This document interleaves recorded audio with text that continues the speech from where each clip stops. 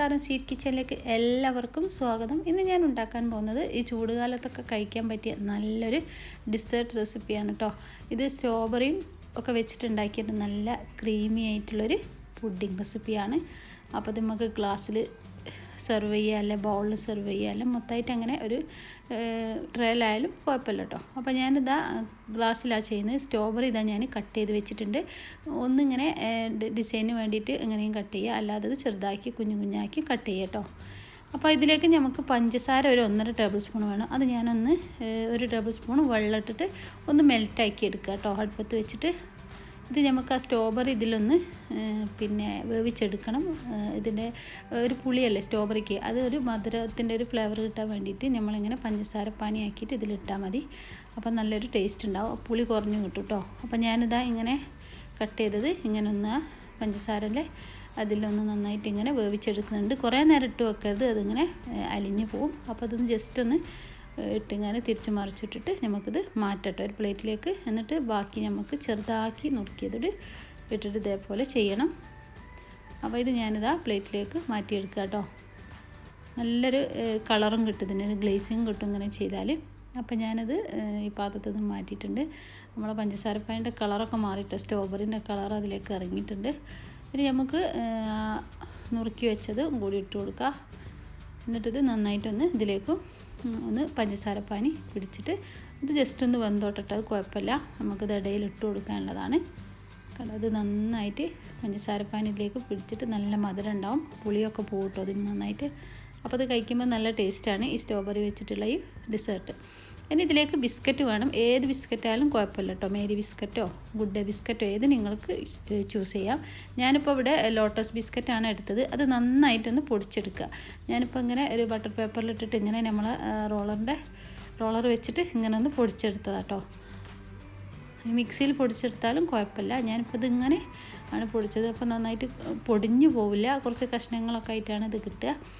അപ്പോൾ അതൊന്നിങ്ങനെ ക്രഷ് ചെയ്തെടുത്തിട്ടുണ്ട് നമ്മൾ ബിസ്ക്കറ്റ്. ഞാനിപ്പോൾ അത് പാത്രത്തിലേക്ക് മാറ്റിയിട്ടുണ്ട്. അതിലേക്ക് കുറച്ച് ഒരു 1.5 ടേബിൾ സ്പൂൺ ബട്ടർ മെൽട്ടാക്കിയിട്ടൊന്ന് സ്പ്രെഡ് ചെയ്ത് ഇങ്ങനെ ഇളക്കിയെടുക്കുക കേട്ടോ. ഇനി നമുക്കിത് ഞാൻ ഗ്ലാസ്സിലാണ് സെറ്റ് ചെയ്യുന്നത്. അതിപ്പോൾ ഒരു 3 ഗ്ലാസ്സിലേക്കേ ഉള്ളൂ കേട്ടോ. അപ്പോൾ നമ്മൾ സ്ട്രോബെറി ഞാൻ അടുപ്പത്ത് നിന്ന് മാറ്റിയിട്ടില്ലതാ. ഇത് നന്നായിട്ട് ഇതായിട്ടുണ്ട്, കളറൊക്കെ കണ്ടില്ല, നന്നായിട്ട് ഇറങ്ങിയിട്ടുണ്ട്. അപ്പോൾ അത് ആ പാത്രത്തിൽ നിന്ന് തന്നെ വെക്കുക, അല്ലെങ്കിൽ വേറൊരു പാത്രത്തിലേക്ക് മാറ്റിയാലും കുഴപ്പമില്ല. ഇനിയിപ്പോൾ ഞാനിത് കുറച്ച് വിപ്പിംഗ് ക്രീമാണ് വിപ്പ് ചെയ്തെടുക്കുന്നത്. ഇതിലേക്ക് കണ്ടൻസ് മിൽക്ക് ഒഴിച്ചു കൊടുക്കുക മധുരത്തിന് വേണ്ടിയിട്ട്, അല്ലെങ്കിൽ പഞ്ചസാര പൊടിച്ചതായാലും മതി. അപ്പോൾ ഞാൻ കണ്ടൻസ് മിൽക്ക് ആട്ടോ വിപ്പിംഗ് ക്രീമിലേക്ക് ഒഴിച്ചു കൊടുക്കുന്നത്. ഇത് നന്നായിട്ട് ബീറ്റ് ചെയ്യണം ബീറ്റർ വെച്ചിട്ട്. നന്നായിട്ട് ബീറ്റ് ചെയ്തതിന് ശേഷം നമുക്കിത് സെറ്റാക്കാം. ഇതിലേക്ക് ഫ്ലേവറിന് വേണ്ടിയിട്ട് കുറച്ച് വെനില എസൻസ് ഒഴിച്ച് കൊടുക്കുന്നുണ്ട് കേട്ടോ. ഒരു 1/2 ടീസ്പൂൺ മതി, ഞാനിപ്പോൾ അത്രേ ഉണ്ടാക്കുന്നുള്ളൂ കണ്ടോ. ഈ രീതിയിൽ മതി, ക്രീം പോലെ മതി. ഇത് സ്റ്റിഫായിട്ടൊന്നും കിട്ടണ്ട കേട്ടോ. ഇനി നമ്മൾ ഇതൊരു പൈപ്പിംഗ് ബാഗിലേക്ക് മാറ്റാം.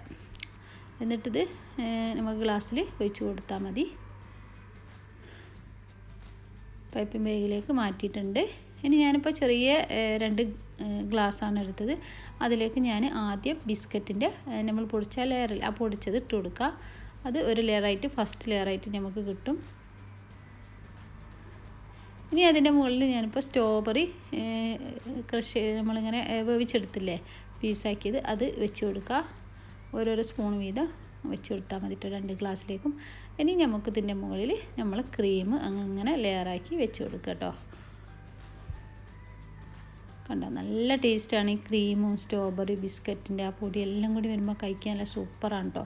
ഇനി നമ്മളെ സ്ട്രോബെറി ഇങ്ങനെ വെച്ചിട്ട് ചെയ്ത് കൊടുക്കുക. കണ്ടോ, അപ്പോൾ ഗ്ലാസ്സിന് നല്ലൊരു ഡിസൈന് കിട്ടും, നല്ലൊരു ഭംഗിയാണ് കാണാൻ. പിന്നെ നമ്മൾ കഴിക്കുമ്പോൾ അതെടുത്ത് കഴിക്കാനും നല്ല ടേസ്റ്റാണ് ബിസ്ക്കറ്റിൻ്റെ കൂടെ. അപ്പോൾ വീണ്ടും ഞാൻ ബിസ്ക്കറ്റിൻ്റെ ലെയറാണ് ഇട്ട് കൊടുക്കുന്നത്. അപ്പോൾ നിങ്ങൾക്ക് എങ്ങനെയാണോ വേണ്ടത് ഫ്രൂട്ട്സ് മാറ്റട്ടോ. നിങ്ങൾക്ക് മാംഗോ വെച്ചിട്ട് ചെയ്യാം, അല്ലെങ്കിൽ വേറെ എന്ത് ഫ്രൂട്ട്സ് വെച്ചിട്ടും ചെയ്യാട്ടോ. ഞാനിപ്പോൾ സ്ട്രോബെറി വെച്ചിട്ടാണ് ചെയ്തത്. അപ്പോൾ അതിൻ്റെ മുകളിൽ ഞാൻ ബിസ്ക്കറ്റ് ഇട്ടതിന് ശേഷം ക്രീം ഇട്ട് കൊടുത്തിട്ടുണ്ട്. അപ്പോഴേക്കും ഇത് ഫില്ലായി, 2 ലെയർ ക്രീമാണ് ഞാൻ കൊടുത്തത്. പിന്നെ ലാസ്റ്റ് ഇതിൻ്റെ മുകളിൽ നമ്മൾ സ്ട്രോബെറി തന്നെ വെച്ചിട്ട് ഡെക്കറേഷൻ ചെയ്തെടുക്കുക. അപ്പോൾ നല്ല ടേസ്റ്റ് ആയിട്ടുള്ള ഒരു ഡിസേർട്ട് റെസിപ്പിയാണ്, പുഡിംഗ് റെസിപ്പിയാണ് കേട്ടോ. അപ്പോൾ വിരുന്നുകാരൊക്കെ വരുമ്പോൾ നമുക്ക് ഉണ്ടാക്കി കൊടുക്കാൻ പറ്റിയൊരു റെസിപ്പിയാണ്. അപ്പോൾ എല്ലാവരും ഒന്ന് ട്രൈ ചെയ്ത് നോക്കുക. ഈ ചൂടുകാലത്ത് കഴിക്കാൻ പറ്റിയ നല്ലൊരു തണുത്ത റെസിപ്പി അല്ലേ. അപ്പോൾ എല്ലാവരും ട്രൈ ചെയ്ത് നോക്കിയിട്ട് കമൻറ്റ്സ് ബോക്സിൽ അഭിപ്രായങ്ങളൊക്കെ പറയുക. വീഡിയോ ഇഷ്ടപ്പെടുകയാണെങ്കിൽ ലൈക്ക് ചെയ്യാൻ മറന്നു പോകരുതേ. വീഡിയോസ് ഒന്ന് എല്ലാവർക്കും ഷെയർ ചെയ്ത് കൊടുക്കുക. ഫ്രണ്ട്സിനും റിലേറ്റീവ്സിനൊക്കെ ഷെയർ ചെയ്ത് കൊടുക്കുക. എൻ്റെ ഇൻസ്റ്റാഗ്രാം ഒന്ന് ഫോളോ ചെയ്യുക. നല്ല അടുത്ത റെസിപ്പി വീഡിയോസ് ആയിട്ട് വരുന്നത് വരെ ഇൻഷാ അല്ലാഹ് ബൈ. അസ്സലാമു അലൈക്കും.